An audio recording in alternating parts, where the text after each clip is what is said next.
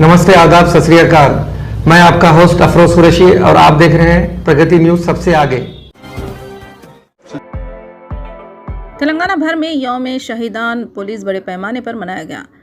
खिदमात की अंजामदही के दौरान जानों की कुर्बानी देने वाले पुलिस मुलाजमीन और ओहदेदारों को याद किया गया। रियासती दारुल हुकूमत हैदराबाद के गोशा महल में मुनक़िदा असल तकरीब के अलावा रियासत के तमाम अजला में ये तकरीब बड़े पैमाने पर मनाई गई, जिसमें एसपीस और पुलिस के दीगर ओहदेदारों ने शिरकत की। बहुजन समाज पार्टी के लीडर दानिश अली ने हफ्ते को लोकसभा स्पीकर ओम बिरला को एक खत लिखकर इल्ज़ाम लगाया है कि भारतीय जनता पार्टी के रुकन पार्लियामेंट रमेश बदूरी के उनके और तृणमूल कांग्रेस के रुकन असम्बली महवा मोइत्रा पर लगे इल्ज़ामात के मामले में अलग अलग मियारात इख्तियार किए गए हैं, जो पार्लिमानी तरीक़ेकार की खिलाफ वर्जी है। रियासत में डेंगू के 7 मरीज पाए गए हैं। हफ्ते को रियासत भर में 96 मुश्तबा मरीज पाए गए। इनमें से सबसे ज़्यादा मुश्तबा अफराद की तादाद 30 गुना में है। ताहम तहक़ीक़ात के बाद किसी मरीज़ में डेंगू की तस्दीक नहीं हुई। डेंगू के 2 मरीज़ धनबाद में, 3 हज़ारीबागी में और 2 मगरबी संगभूम में पाए गए। इसी दौरान चिकनगुनिया के 16 मुश्तबा मरीज़ भी पाए गए। सभी का ताल्लुक़ देवघर ज़िले से बताया गया है। ताहम तहक़ीक़ात के बाद किसी में चिकनगुनिया की तस्दीक नहीं हो पाई। वज़ीर-ए-आज़म नरेंद्र मोदी ने जुमे को गाज़ियाबाद में मुल्क की पहली रैपिड रेल का इफ्तिताह किया। उसके साथ ही शहर के लोगों का तवील इंतज़ार ख़त्म हो गया। आज सुबह 6 बजे से आम लोगों ने भी मुल्क की पहली तेज़ रफ्तार ट्रेन नमो भारत में सफ़र करना शुरू कर दिया। इनक़िलाबी शायर व गुलकार गदर, जिनका हाल ही में देहांत हो गया, कि डॉक्टर वेनिला ने कहा कि वो आइंदा माह मुनक़्क़िद शुदनी तेलंगाना असम्बली इंतख़ाबात में हिस्सा लेने का इरादा रखती हैं। वेनिला ने कांग्रेस पार्टी पर जोर दिया है कि उन्हें हल्के कंटोनमेंट सिकंदराबाद से पार्टी टिकट दे।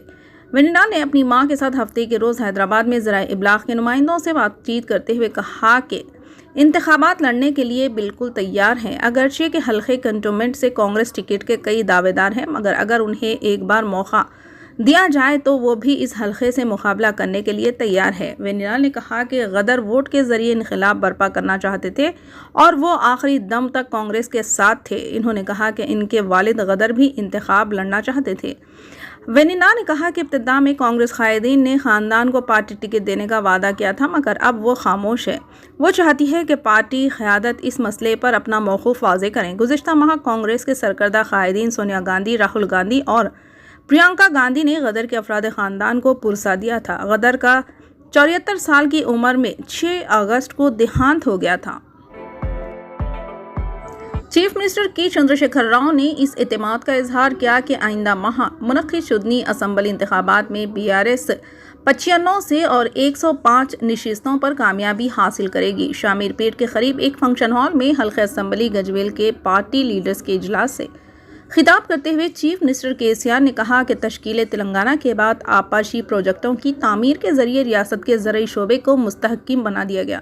आपाशी सहूलतों को फ़रोग़ देने और शोबे ज़राअत में इनक़िलाबी इस्लाहात के सबब माइग्रेंट अवाम दोबारा अपने आबाई मुक़ामात वापस हो चुके हैं। चीफ मिनिस्टर ने तेलंगाना की तेज़ रफ्तार तब्दीली के पस पर्दा BRS हुकूमत की मुमकिना मसाई को याद किया और कहा कि आज तेलंगाना धान की पैदावार में हिंदुस्तान में सरफ़हरिस्त मुकाम पर है।